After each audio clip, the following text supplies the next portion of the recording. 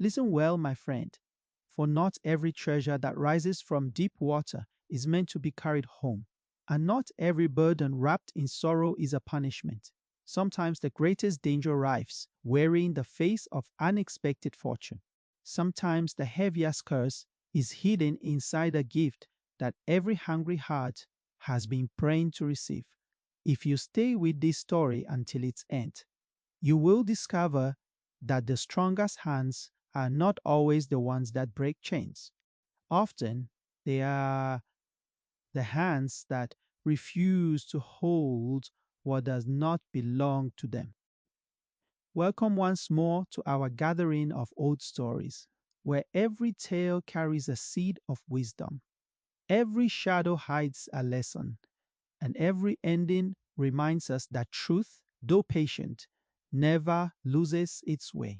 Long ago, where the sea stretched farther than the eye could follow, and the wind carried the scent of salt cedar and distant rain, there stood the quiet kingdom of Aradon. White cliffs guarded its shores like faithful watchmen, while fishing boats dotted the blue waters, each dawn like tiny birds resting upon a vast lake. The marketplace all filled with laughter, woven baskets, fresh herbs, bright cloth, and a day's catch shimmering beneath the morning sun. Children chased girls through narrow streets. Bakers filled the air with the warm fragrance of fresh bread. Bell towers marked the passing hours with calm certainty. Yet beneath all this peace lingered an old silence. It was the kind of silence older people noticed whenever conversations turned toward the sea after sunset. It lived in unfinished stories that grandmothers refused to complete. It rested inside the eyes of fishermen who would suddenly stop speaking whenever someone mentioned the black tide. No one explained why, and those who asked too many questions were gently told that some memories serve better as warnings than as entertainment. Among the fishermen lived a man named Elias. He owned no grand vessel. His boat was small enough that a strong storm could toss it like a dry leaf upon a rushing river. Its wooden side bore countless patches, each one carefully nailed into place by his own weathered hands. The sail had been repaired so many times that no two pieces of cloth matched. Even the oars creaked with age whenever they cut through the waves. Still, every morning before sunrise, Elias would kneel beside his boat. He would bow his head.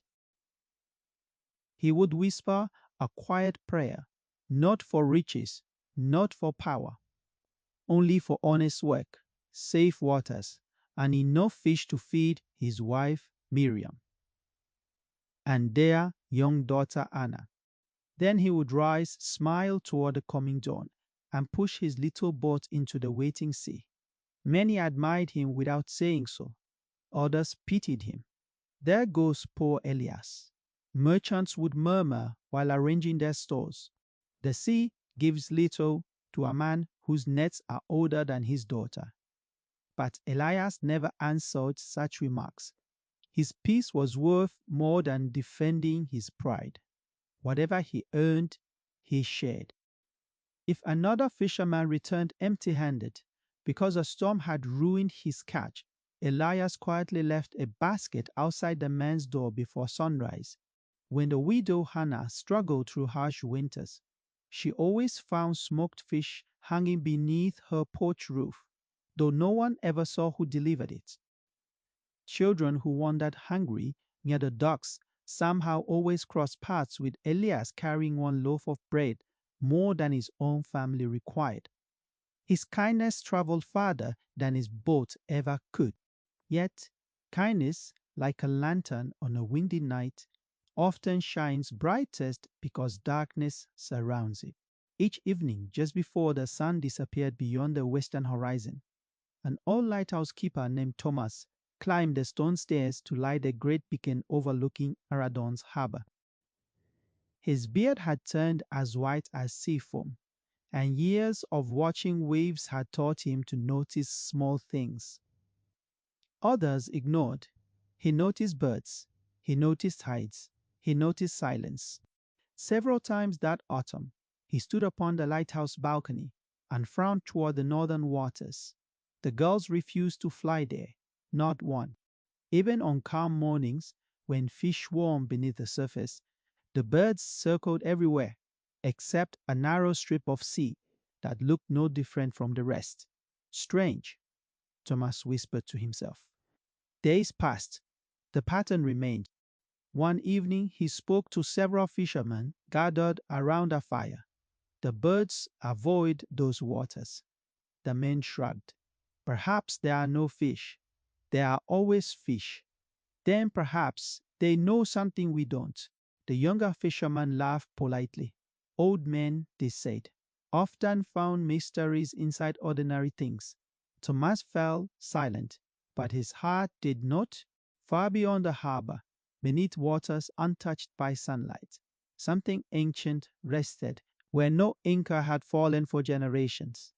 The current flowed around it. Fish swam wide circles around it. Even the sea itself seemed reluctant to disturb its sleep. Yet, with each passing moon, the ocean floor trembled almost too softly for human senses to notice.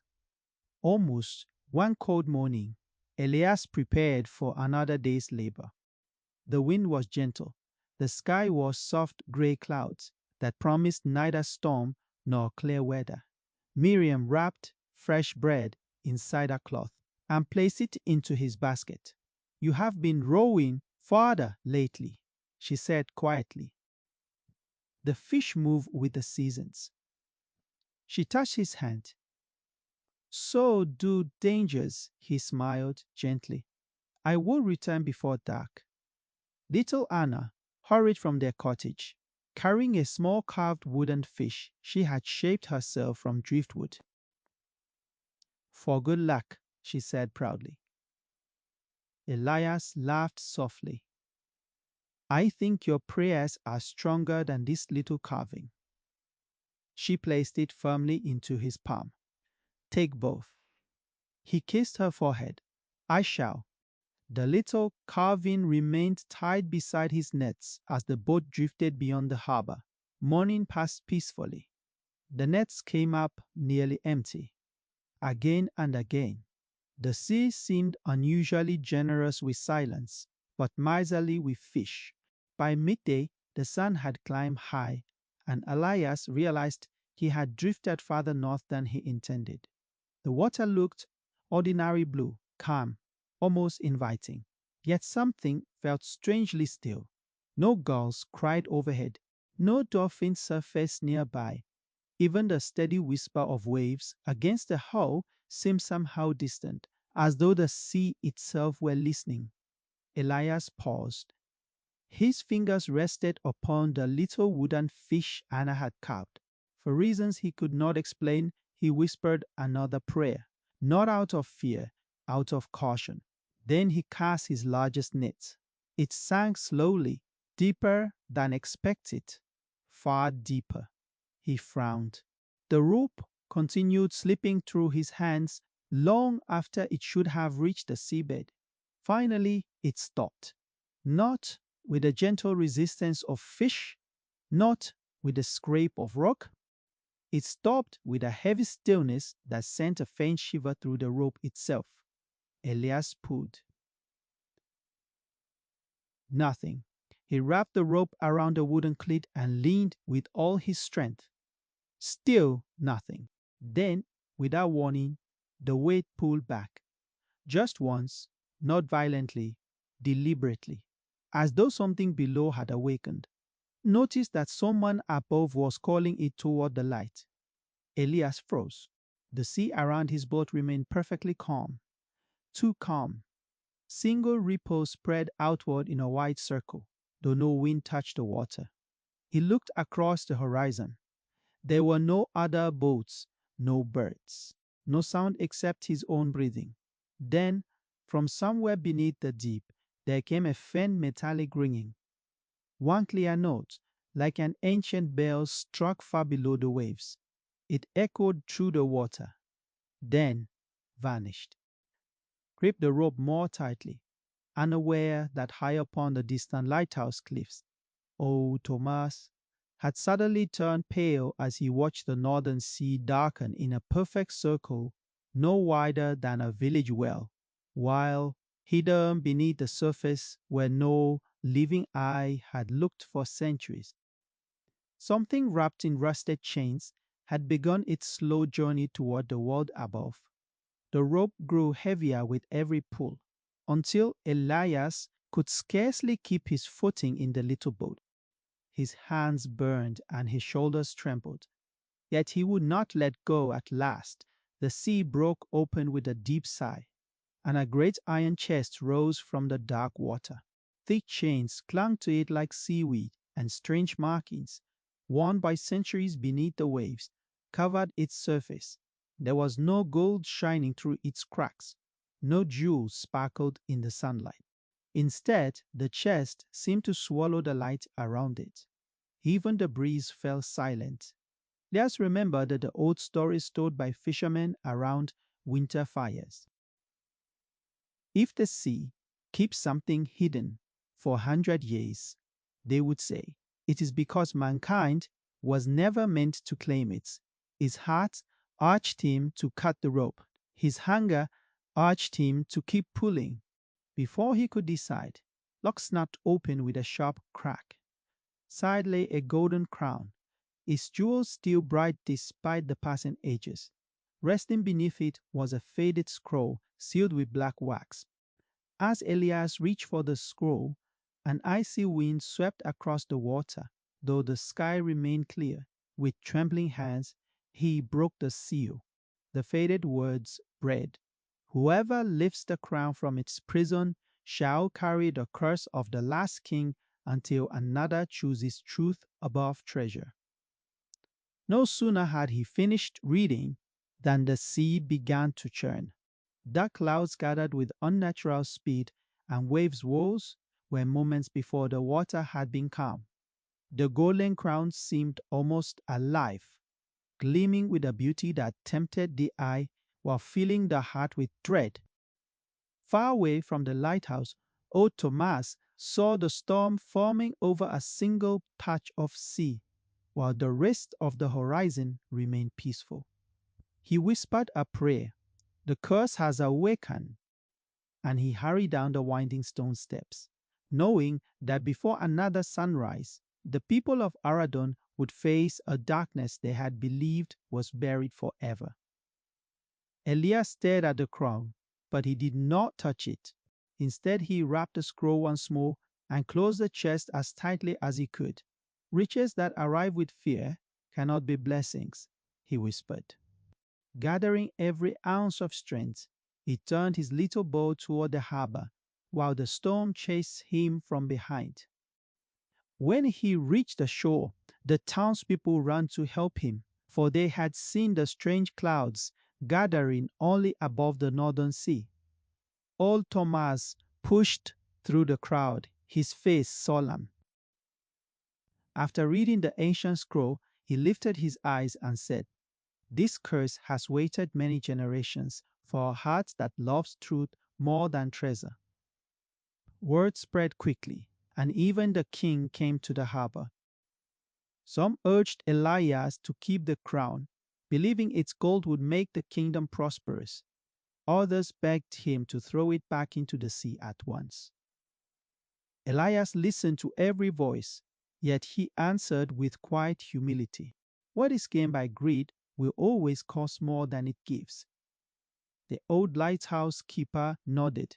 Together, they carried the chain chest to the edge of the cliffs, where the sea crashed against the rocks below.